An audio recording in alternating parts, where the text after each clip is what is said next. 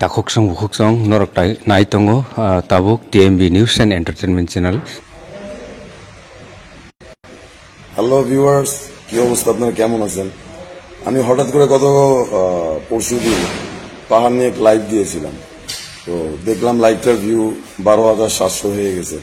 আপনারা এখনো আসলে ভালো নিউজের রেসপন্স করেন, এটা খুব ভালো ব্যাপার। তো আমার পাহাড়ে যাওয়ার কথা ছিল, আমি যাইনি। না যাওয়ার কারণ আছে। আমার লাইভের 2 ঘন্টা পর দেখলাম সেনাবাহিনীরা ভারতের 3 জন সন্ত্রাসীকে অ্যারেস্ট করছে। এটা থেকে বোঝা যায় পাহাড়ে উস্কানিতে কারা জড়িত। আর আরো ফ্যাক্ট হচ্ছে, ভোর রাতে দেখলাম যে ওইখান থেকে দূরপাল্লার বাস ছাড়া হয়েছে। একটু আগে নিউজ দেখলাম, আমার বন্ধু ছিল জন চাকমা, ও খাগড়াছড়ি যেতে পারতেছিল না, তো একটু আগে পোস্ট করলো যে সে নিরাপদে খাগড়াছড়ি পৌঁছে গেছে। এটাও একটা ভালো নিউজ। এখন ফ্যাক্ট হচ্ছে, পাহাড় এমন অশান্ত কেন? আমরা আসলে সমতল থেকে পাহাড়ের ব্যাপারে তেমন কিছু জানি না। অনেকে কেউ বলে শান্তি চুক্তি চাই, কেউ বলে শান্তি চুক্তি চাই না। কেন শান্তি চুক্তি চায় না বা কেন শান্তি চুক্তি চায়, এটা কেউ জানে? শান্তি চুক্তিতে কি লেখা আছে এটা কেউ জানে? কেউ জানে না। এখন আমি শেখ হাসিনার বিরুদ্ধে যুদ্ধ করেছি, আন্দোলন করছি, আমি একজন জুলাই যোদ্ধা হয়ে গেছি। শেখ হাসিনার বিরুদ্ধে আমি কেন আন্দোলন করছি? আমার ন্যায্য অধিকার ছিনিয়ে আনার জন্য আমি হয়ে গেছি যোদ্ধা। পাহাড়ের ইন্ডিজিনাস বা আপনি আদিবাসী বা পাহাড়ি বা উপজাতি যেটাই বলেন, পাহাড়ি ইন্ডিজিনাসরা যখন তার হিউম্যান রাইটস আন্দোলন করে, তারা হয়ে যায় সন্ত্রাসী। কেন? আপনারা একটা জিনিস খেয়াল করলে দেখবেন, পাহাড়ে দেখবেন যারাই মারা যাচ্ছে তাদের বয়স কত? 13 থেকে 22। পাহাড়ে যে ওই পত্রিকা আসে দেখবেন যে ইউপিডিএফের সন্ত্রাসী মারা গেছে, জেএসএস এর সন্ত্রাসী মারা গেছে বা সংস্কারের সন্ত্রাসী মারা গেছে, এদের বয়স কত কখনো দেখছেন খেয়াল করে? 13 থেকে 22 বছর বয়স এদের। এরা সন্ত্রাসী না আমি এটা বলবো না, সন্ত্রাসী আমি এইটাও বলবো না, কিন্তু ফ্যাক্ট হচ্ছে এই বয়সীরাই কেন মারা যাচ্ছে? যাদেরকে আপনারা মূলত শান্তি বাহিনী বলেন, পাহাড়ি সন্ত্রাসী বলেন, তাদের বয়স তো এমন না। শান্তি বাহিনী তো গঠন হয়েছে 1972 সালে, যখন মানবেন্দ্র লারমা বাংলাদেশ পার্লামেন্ট থেকে চলে গেল। শেখ মুজিব গিয়ে পাহাড়ে বলল যে তোমাদের প্রমোশন দিলাম, তোমরা বাঙালি হয়ে যাও। আরে ভাই, বাঙালি মানে আপনার আমার কাছে কি? আপনি একটা জিনিস ভেবে দেখেন, আমরা 2024 সালে যুদ্ধ করছি, তুমি কে আমি কে, বাঙালি বাঙালি, তুমি কে আমি কে, রাজাকার রাজাকার। তার মানে কি বোঝেন? তার মানে বাঙালি শব্দটার প্রকৃত অর্থ এখন আপনি আমি বুঝি না। 2024 সালে এসে আমরা বাঙালি অর্থ বুঝি না। তো পাহাড়ের অশিক্ষিত জনগোষ্ঠী 1972 সালে কিভাবে বাঙালি শব্দের অর্থ বুঝবে? শেখ মুজিবুর রহমান গিয়ে বলে আসছে তোমাদের প্রমোশন দিয়ে বাঙালি করে দিলাম। বাঙালি মানে কি জানেন? বাঙালি মানে বাঙালি মুসলিম, বাঙালি মানে বড়ুয়া, এরা হিন্দু সনাতন ধর্মী। এখন পাহাড়ি যে আদিবাসী জনগোষ্ঠী বলেন, আপনি পাহাড়ি জনগোষ্ঠী বলেন বা উপজাতি জনগোষ্ঠী বলেন বা ক্ষুদ্র নৃগোষ্ঠী বলেন, সহজ ভাষা ইন্ডিজিনাস। পাহাড়ের ইন্ডিজিনাস সম্প্রদায় তারা বেশিরভাগই ছিল বৌদ্ধ। এখন সে কি তার বৌদ্ধ ধর্ম ত্যাগ করে ওই বাঙালি বড়ুয়া হয়ে যাবে, হিন্দু হবে, বাঙালি মুসলিম হবে? হবে না। তখন থেকেই দ্বন্দ্ব চলতেছে। স্বাধীনতা যুদ্ধের পর পাহাড়ের যে জিনিসটা অনেকে বলে তারা ভারতের দোসর বা কেউ বলে তারা পাকিস্তানের দোসর, আসলে ফ্যাক্ট কি? ফ্যাক্টে আমি আপনাদেরকে বলি, ব্রিটিশরা পাহাড় দখল করতে পারে নাই। 1900 সালে ব্রিটিশরা পাহাড়ে একটা আইন তৈরি করে দিয়ে যায়, ভূমি আইন। এই 2025 সালে এসেও এখনো পাহাড় সে 1900 সালে ভূমি আইন দিয়েই চলতেছে। 2 নম্বর সমস্যা দেখেন, 1971 সালে যখন বাংলাদেশ স্বাধীন হইল, তখন পাহাড়ের কিছু নেতাকর্মীরা চলে গেল মোহাম্মদ জিন্নার কাছে। জিন্না তখন পাহাড়ি এই নেতাকর্মীদের একসেপ্ট করে নাই। সেই সময়ে রাজার দেবাশিস চক্রবর্তীর বাবা, উনি ভারতের পতাকা উত্তোলন করলো ওনার বাড়িতে, খুব সম্ভবত, আমি কনফার্ম বলতেছি না, খুব সম্ভবত উনি ভারতীয় পতাকা উত্তোলন করলো। পরবর্তীতে পাহাড়ি জনগোষ্ঠীর অনেক নেতা আছে, যেমন মানবেন্দ্র লারমা, সন্তু লারমা, উপেন্দ্র চাকমা, এরা যুদ্ধ করলো। স্বাধীনতা যুদ্ধের পরে যখন দেশ স্বাধীন হলো, তখন পাহাড়ি নেতারা আমাদের সাথে মিলে গেল। পাহাড়ের মানবেন্দ্র লারমা, যাকে বলা হয় এমএন লারমার জন্মদিন ঢাকাতেও উদযাপিত হয়, ওনার মৃত্যুবার্ষিকী উদযাপিত হয়, কিন্তু এমএন লারমাকে আমরা কিন্তু এটা জানি না। এমএন লারমা তৎকালীন পাহাড়ের এমপি ছিলেন, পার্লামেন্ট মেম্বার। কার পার্লামেন্টের মেম্বার ছিলেন? শেখ মুজিবের। শেখ মুজিব যখন পাহাড়ের ইন্ডিজিনাস সম্প্রদায়ের অধিকার দিল না, তখন এই মানবেন্দ্র লারমা পার্লামেন্ট মেম্বার থেকে পদত্যাগ করলো, এমপি পদ থেকে। পদত্যাগ করে সে পাহাড়ে ফিরে গিয়ে 1972 সালে একটা সংগঠন দাঁড় করানো জেএসএস, জাতীয় সংহতি সমিতি বা শান্তি বাহিনী, সশস্ত্র বাহিনী ছিল এটা। এই শান্তি বাহিনী একসময় ভাগ হয়ে গেছিল। শান্তি বাহিনী একটা সংগঠন হচ্ছে জেএসএস, যেটা সন্তুলার মা অ্যাক্টিভ করে বাংলাদেশ থেকে। এদের আরেকটা গ্রুপ আছে, এটাকে বলা হয় প্রীতি গ্রুপ, জেএসএস প্রীতি গ্রুপ। জেএসএস প্রীতি গ্রুপটা অপারেট হয় ভারত থেকে বা বার্মা থেকে। মূলত এটা আমাদের বান্দরবনের সাইডে থানচি যে বর্ডার আছে, বর্ডারের ওই পাশে তারা থাকে। ভারত থেকে তারা ঝটিকা অভিযানে বাংলাদেশে ঢোকে, অপারেশন শেষ করে আবার ঝটিকা ভাবে চলে যায়। 5ই আগস্টের পরে 2-3 মাস পরেও তারা একটা অভিযান চালাইছিল, এই 5-6 মাস আগে। প্রায় 250 জন জেএসএস প্রীতি গ্রুপের সন্ত্রাসীরা বাংলাদেশ ভূখণ্ডে এসে অস্ত্রের মহড়া দিয়ে আবার ব্যাক করে ভারতে চলে যায়। এই জেএসএস এর একটা অংশ মানবেন্দ্র লারমার, আরেকটা অংশ প্রীতি গ্রুপ। এই প্রীতি গ্রুপ বিদ্রোহী হয়ে 1972 সালে এম এন লারমাকে খুন করে। এম এন লারমাকে খুন করার পর সন্তু লারমা এই জেএসএস বাহিনী বা শান্তি বাহিনী হাল ধরে। এরপর প্রচুর যুদ্ধের ইতিহাস আছে। সন্তু লারমা টোটাল 26টা মিটিং করছে আমাদের রাষ্ট্রপ্রধানদের সাথে, 26টা মিটিং। এর মধ্যে সম্ভবত 11টা মিটিং হয়েছে হুসেন মোহাম্মদ এরশাদের সাথে, আমাদের সাবেক রাষ্ট্রপতি, আর 7টা বা 9টা মিটিং হয়েছে আমাদের সাবেক প্রধানমন্ত্রী বেগম খালেদা জিয়ার সাথে। বাকি মিটিংগুলো হয়েছিল শেখ হাসিনার সাথে। সবচেয়ে কম মিটিং হয়েছে শেখ হাসিনার সাথে, কিন্তু শান্তি চুক্তি বাস্তবায়ন হয়েছে শেখ হাসিনার আমলে। মজার ব্যাপার হয়েছে, শান্তি চুক্তি বাস্তবায়ন করার আগে আমাদের 3 পাহাড়ে ছিল স্থানীয় সরকার। স্থানীয় সরকার মানে বাংলাদেশ সরকারের স্থানীয় সরকার। শান্তি চুক্তি বাস্তবায়ন হওয়ার পর এটা ছিল না, এটা হয়ে গেছে পার্বত্য সরকার। তো শান্তি চুক্তির সেই অংশগুলো বাস্তবায়িত হয়েছে, যেই অংশগুলো বাস্তবায়িত হলে হাসিনা সরকার এবং ভারতীয় সরকারের প্রফিট হবে। শান্তি চুক্তির ওই অংশগুলো বাস্তবায়ন হয় নাই, যে অংশগুলো বাস্তবায়ন হলে পাহাড়ের আদিবাসী বা পাহাড়ি বা ক্ষুদ্র জাতিগোষ্ঠী বা ক্ষুদ্র নৃগোষ্ঠী এবং সেটেলার বা বাঙালিদের উপকার হবে, ওই অংশগুলো বাস্তবায়ন হয় নাই।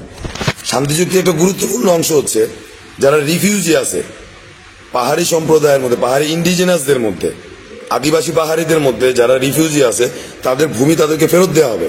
1981 সালে যখন শহীদ প্রেসিডেন্ট জিয়াউর রহমান পাহাড়ের সেটেলার বা বাঙালিদের প্রতিস্থাপন করার পর প্রত্যেকটা বাঙালি ফ্যামিলিকে 5 একর করে জমি দেওয়া হয়েছে। 5 একর। এই জমিটা কোনো না কোনো ভাবে একজন ইন্ডিজিনাসের দখলে ছিল, পাহাড়ি আদিবাসীদের দখলে ছিল। এই উপজাতি পাহাড়ি আদিবাসীদের দখলে থাকা জমিগুলো তারা যখন বাংলাদেশিদের দিল, তখন এখান থেকে অনেক পাহাড়িদের উদ্বাস্তু হিসেবে অন্য জায়গায় যেতে হয়েছে, অনেকে ইন্ডিয়াতে চলে গেছে। আরেকটা ব্যাপার হচ্ছে, একজন বাঙালিকে 5 একর করে জমি দেওয়ার কথা ছিল। সেই সময় যে আর্মি অফিসার, তাদের মধ্যে অনেক অসৎ অফিসার ছিল, এরা অনেক বেশি জমিও দখল করছে। তো যাই হোক, এই যে পাহাড়িদের জমি, তখন তৎকালীন সময়ে 1981 সালে সম্ভবত কয় হাজার, মনে হয় 21,000 ফ্যামিলি সেটেলার হিসেবে পাহাড়ে প্রতিস্থাপিত করে জিয়াউর রহমান। এরা প্রত্যেকে না 5,000 ফ্যামিলি, সম্ভবত 5,000 ফ্যামিলিকে জমি দেওয়া হয়েছিল, নাকি 21,000 ফ্যামিলিকে, তারা প্রত্যেকে 5 একর করে জমি পেয়েছে। এই যে 5 একর জমি তাদেরকে দেওয়া হয়েছে, জমিটা নেওয়া হয়েছে কার কাছ থেকে? জমিটা তো নেওয়া হয়েছে একজন ইন্ডিজিনাসের কাছ থেকে, অথবা 100 বছর আগেও বাঙালিরা পাহাড়ে গেছে তাদের কাছ থেকে নেওয়া হয়েছে। তাদেরকে এই জমিটা ফেরত দেওয়া হয়েছে? তাদের কাছ থেকে গভর্নমেন্টের যে জমিটা দখল করছে, আপনার আমার জমিও তো সরকার নেয়। আপনার আমার জমি সরকার রাস্তা বানানোর জন্য নেয়, স্টেডিয়াম বানানোর জন্য নেয়, স্কুল বানানোর জন্য নেয়, বিনিময়ে আমাদের টাকা দেওয়া হয়। পাহাড়ে এই নিয়মটা নাই। পাহাড়ে ভূমি আইন হলো 1900 সালে ব্রিটিশদের আইনে চলে। নিয়ম হচ্ছে, পাহাড়ে একজন হেডম্যান লিখে দিবে, একজন পাহাড়ি আদিবাসী সে জমিটা দিয়ে দিবে। তারা জমিটা দিয়ে দিছে একজন সেটেলারকে, বিনিময়ে তাদের তো বাংলাদেশ সরকার টাকা দেয় নাই, তাদেরকে হেডম্যানরা টাকা দেয় না। জমি দেওয়ার কথা, সবাই কি জমি পাইছে? না, সবাই জমি পায়নি। পার্বত্য শান্তি চুক্তিতে লেখা ছিল, এই যারা জমি পায়নি এদের জমি ফেরত দেওয়া হবে এবং পাহাড়ে একটা নির্দিষ্ট ভূমি আইন করা হবে। সেটা করা হয়েছে? হয়নি। আপনি খেয়াল করে দেখেন, আমাদের বাংলাদেশের আইনে একজন মুসলিম তার জমির ভাগ তার বাবা মার কাছ থেকে কোন হিসাবে পায়? আমাদের আল কোরআনের হিসেবে। একইভাবে একজন হিন্দু তার জমির ভাগ তার বাবা মার কাছ থেকে কোন হিসেবে পায়? হিন্দু আইন অনুসারে। তাহলে একজন পাহাড়ি বৌদ্ধ কেন তার পাহাড়ের জমির আইন পাহাড়ি হিসেবে পাবে না, পাহাড়ের হিসেবে পাবে না? কেন পাবে না? এই আইনটা তো আমরা চাইলেই করতে পারি, আমরা আইনটা করি নাই। কেন করি নাই? যদি এই আইন করা হয় তাহলে পাহাড়ের দ্বন্দ্ব মুছে যাবে। এখন কি হয়, একজন বাঙালিকে আমি বলতেছি তো এই 2 একর জমি তোমার, 2 একর জমির অরিজিনাল মালিক কিন্তু একজন পাহাড়ি আদিবাসী। আমি এটা দিয়ে দিলাম বাঙালিরে, যাও এটা তোমার জমি। বাঙালি যুদ্ধ করে ওই জমি নিয়ে নিছে, পাহাড়ির জমিটা কই গেল তাহলে? কই গেল? এখানে কিন্তু যে বাঙালি বা সেটেলার যাই বলতেছেন আপনি, সে দোষী না, দোষী আমি তাকে বলছি এই 2 একর জমি তোমার, তুমি নিয়ে নাও, সে নিয়ে নিছে। আবার পাহাড়ি যারা আমি সরাই দিলাম, এই যে কিছুদিন আগে খাসি জবাই করে আদিবাসী সরানো হইতেছিল জমি দখলের জন্য, শুনছেন না আপনারা? ফ্যাক্টটা তো এরকমই। আমি যাকে সরাই দিলাম তারা তো আমি জমি দেই নাই। এখন কি হয়েছে, এই সেটেলাররা, এই পাহাড়ি আদিবাসীরা এই জমির সমস্যায় ভুগতেছে, যুদ্ধ চলতেছে, আগুন লাগাচ্ছে। সমাধান করতে পারে একমাত্র সরকার, সরকারি সমাধান করে নাই। পার্বত্য শান্তি চুক্তি একটা অংশ তারা বাস্তবায়ন করে 250 সেনাবাহিনী ক্যাম্প সরাই নিয়ে গেছে। কেন? ওয়াই? এই ক্যাম্পগুলো গহীন জঙ্গলে, গহীন পাহাড়ে। এইখানে ভারত, মায়ানমার, বার্মিজ আর্মি, ভারতের প্রীতি গ্রুপ, তারপর আপনার কুকি চীন বলেন, বিদেশি শক্তি বলেন, এরা এগুলার দখল নিছে। ভুক্তভোগী এখন আমরা, ভুক্তভোগী আমরা। আমি পাহাড়ে গিয়ে মিশে আসছি, আমি জেএসএস, সংস্কার, গণতন্ত্র, ইউপিডিএফ সবার সাথে মিশে দেখছি। এতে সিনিয়র নেতারাও তো আছে। কই এতে সিনিয়র নেতারা তো কখনো মরে না, মরলে দিয়ে পিচ্ছি পিচ্ছি পোলাবাইন মরে। কেন? ঘটনা কি ভাই, বোঝেন না আপনারা? এটা পাহাড়ে যে সংগঠন 1996 সালে শান্তি চুক্তি বাস্তবায়ন হওয়ার পর, যখন সন্তুলার মধ্যে একটা শান্তি চুক্তি শেখ হাসিনা পুরোপুরি বাস্তবায়ন করে নাই, শুধু সেই অংশটুকু বাস্তবায়ন, যেটা বাস্তবায়ন শেখ হাসিনা এবং ভারতের উপকার হবে, তখন জেএসএস শেখ হাসিনা বিরোধিতা করে। বিনিময়ে হাসিনা সরকার কি করে, 1997 সালে টাকা ইনভেস্ট করে ভারত এবং হাসিনা মিলে জেএসএস ভেঙে তৈরি করে সংস্কার নামে আরেকটা সংগঠন। সংস্কারকে টাকা দিয়ে তৈরি করা হয়। এই সংস্কার জেএসএস এর লোকজনকে হত্যা করা শুরু করে, পাহাড়ে আর্মি ফোর্সদের হত্যা করা শুরু করে এই সংগঠনগুলা, এই সংস্কার। আচ্ছা, এইটা শুরু করার পরের ব্যাপারটা দেখেন। সংস্কারের দিয়ে গ্যাঞ্জামগুলো শুরু করালো, যুদ্ধ শুরু করালো। যখন সংস্কারের ভালো নেতারা, দেশপ্রেমিক নেতারা বুঝতে পারলো যে তাদেরকে ইউজ করা হচ্ছে, তখন তারা বিট্রে করলো। বিট্রে করার পর সংস্কার ভেঙে জেএসএস আবার ভেঙে তৈরি হলো ইউপিডিএফ, না সরি, ওই জেএসএস ভেঙে তৈরি হয়েছে ইউপিডিএফ। ইউপিডিএফ আর জেএসএস যুদ্ধ চলতেছে চলতেছে চলতেছে। তারা কিন্তু 2010 সালে যুদ্ধ বিরতিও দিছিল, তখন সব বন্ধ হয়ে গেছে। 2014 সালে আবার তৈরি হয়েছে। তো জেএসএস ভেঙে তৈরি হলো ইউপিডিএফ, বিদ্রোহী কিছু লোভী নেতাদের নিয়ে। সাথে গেল কারা? যারা বোকা দেশপ্রেমিক আমার মতো, এরাও গেল কিছু। আচ্ছা, যখন এই বোকা দেশপ্রেমিকরা দেখলো যেটা তো লোভী নেতাদের কাজকর্ম, আমরা তো কিছু পাচ্ছি না, দেশ তো স্বাধীন না, দেশ তো সমস্যায় আছে, তখন এরা বিট্রে করলো। বিট্রে করার পর ইউপিডিএফ ভেঙে তৈরি হলো গণতন্ত্র, গণতান্ত্রিক জোট। ওটার গণতান্ত্রিক কি একটা নাম জানো, সংক্ষেপে গণতন্ত্র বলে। আর ঠিক একই সময় জেএসএস আবার ভাঙা হলো, আবার ভেঙে তৈরি হলো সংস্কার। টোটাল গ্রুপ হয়ে গেল 4টা, সব সশস্ত্র। এরা যুদ্ধ করে, এরা মারামারি করে। আমি বাস্তবে গিয়ে দেখলাম আসলে তারা যুদ্ধ করে না ভাই, তারা মারামারিও করে, তারা চাঁদাবাজি করে। বেঁচে তো থাকতে হয়, নিজের শক্তির জন্যে রাজপথে যুদ্ধ তো করতে হয়। আমি রাজপথের যোদ্ধা, আমি জানি টাকার কি পরিমাণ দরকার। 3 বেলা খাইতে তো হয় ভাই, আর কিছু হোক না হোক 3 বেলা খাবারটা তো তাদের লাগে, এটা তাদের কেউ দেয় না, তারা চাঁদাবাজি করে। কিন্তু বড় যে ঘটনাগুলো দেখতেছেন আপনারা, তাল মিলাইলে দেখবেন এখানে সবগুলা ঘটনা পেট্রোনাইজড, সব এক ছকে বাঁধা।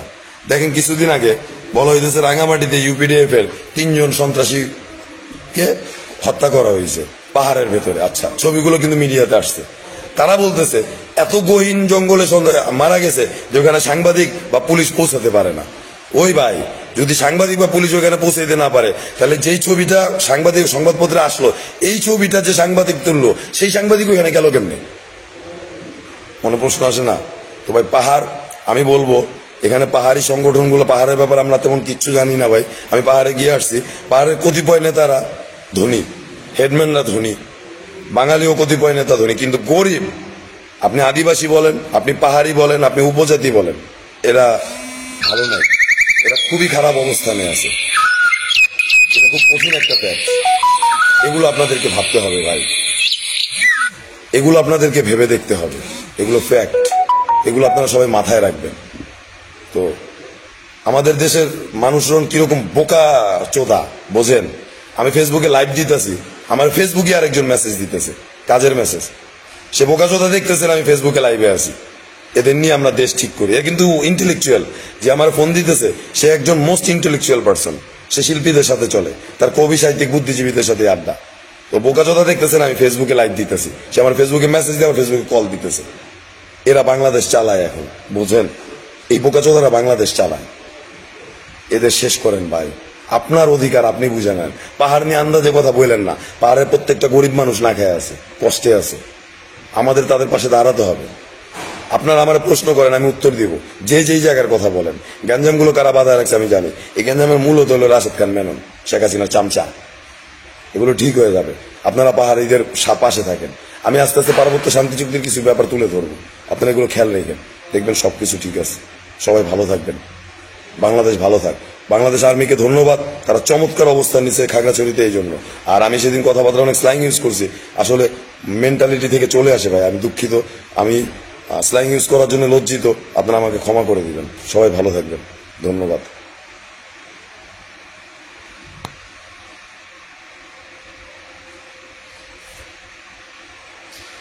লাইন কাটবো, লাইন দিয়ে কাটতে দেয় না। কিছু কথা কি বাকি রয়ে গেল আমার? ও আচ্ছা, হ্যাঁ, কিছু কথা বাকি রয়ে গেছে। শোনেন, লাস্টে কিছু কথা বলি। আমি পাহাড় নিয়ে ডক্টর মোহাম্মদ ইউনূস নিয়ে কথা বলার পর খেয়াল করলাম, সাংবাদিক ইলিয়াস, তারপরে পিনাকি ভট্টাচার্য, আমার দোস্ত কবি ফরহাদ মাজার, এরা প্রত্যেকে এদের নিয়ে বলছে। আমার বন্ধু আমাদের তারেক রহমান, আমজনতার দলের, যাকে আপনারা আমতারেক বলেন, তারেক ভাইও পাহাড় নিয়ে অনেকগুলো লাইভ দিছে। তো আমি সবাইকে ধন্যবাদ জানাই, বিশেষ করে পিনাকি, ইলিয়াস এবং কবি ফরহাদ মাজার। এদের বিরুদ্ধে আমি অনেক কথা বলি। আসলে আপনাদের কথাগুলো যখন মতের বিরুদ্ধে যখন বলতে হয়, এই যে আপনারা যখন পিনাকিকে সাহেবকে বলতেছি, পিনাকি সাহেব, তারপরে ইলিয়াস সাহেব, আপনাদের কাছে আসলে আমি সরি চাওয়ার উচিত, কারণ আপনাদেরকে আমি যা তা বলছি। বলার কারণ ছিল, আপনারা যখন ডক্টর মোহাম্মদ ইউনূসের মাথায় তুলে নাচতেছিলেন না, তখন আমি আর নিতে পারতেছিলাম না। বুঝতেছেন এখন? এখন কিন্তু আপনারা ডক্টর মোহাম্মদ ইউনূসকে দেখতে পারতেছেন না। তা আপনারা একটু পরে বুঝছেন, আমি আগে বুঝছি। এটা তো সবসময় হয়, আমি সবকিছু আগেই বলি। আমার কবিতা সব আগে থেকে লেখা থাকে। আপনারা যেগুলো এখন বলেন, আমি এগুলো 6 বছর 12 বছর আগে বলে আসছি। আমার পাবলিশ হওয়া বই আছে একটা, মানচিত্রের ফাঁসি চাই, ওই বইয়ে সব লেখাও আছে। তো আমি এটা বলতে চাই যে পিনাকি সাহেব, ইলিয়াস সাহেব, কবি ফরহাদ মাজার, আমি আপনাদের বিরোধিতা ছিলাম, কারণ আপনারা যে কথাগুলো বলতেছেন আপনারা বুঝতে পারেন নাই যে আপনারা বাংলাদেশের বিরুদ্ধে চলে যাচ্ছেন। ডক্টর মোহাম্মদ ইউনূস যে সোল্ডেড পার্সন, এটা আপনারা বোঝেন নাই। ডক্টর মোহাম্মদ ইউনূস যে ইসরায়েল বা পশ্চিমা শক্তির জন্য কাজ করতেছে, এটা আপনারা বুঝেন নাই। এখন তো আপনারা বুঝতেছেন। এখন আপনারাও চান ওনার পদত্যাগ হোক, আমরাও চাই এটা। আর আমরা চাই নির্বাচন হোক, নির্বাচনে ভালো কেউ ক্ষমতায় আসুক। আমরা ফ্রেশ কাউরে ক্ষমতায় চাই। বিএনপি এই মুহূর্তে সবচেয়ে শক্তিশালী দল, আমার সম্ভাবনা বেশি বিএনপি ক্ষমতায় আসবে। কিন্তু আমরা চাই না 2001-এর বিএনপি আসুক। 2001-এর বিএনপি আমরা চাই না। আমরা চাই মেজর জিয়ার বিএনপি ক্ষমতায় আসুক। যারা মেজর জিয়ার আইডিওলজি ধারণ করে তারা ক্ষমতায় আসুক। তো পিনাকি সাহেব ভালো থাকবেন, ইলিয়াস সাহেব ভালো থাকবেন, কবি ফরহাদ মাজার ভালো থাকবেন। আমরা একসাথে আছি এবং ইনশাআল্লাহ আমরা বেঁচে থাকতে ডক্টর মোহাম্মদ ইউনূসের মতন সোল্ডেড পার্সন আমাদের দেশে 1 চামচ মাটিও নিতে পারবে না। জবান দিলাম। বাংলাদেশ জিন্দাবাদ, বাংলাদেশ দীর্ঘজীবী হোক, জয় বাংলা, ইনকিলাব জিন্দাবাদ। কি কি কইতে হবো সব কমু, সব আমাদের স্লোগান, আমরা কমু সব। বিদেশি কেউ চামচামি করতে পারবো না। সবাই ভালো থাকবেন।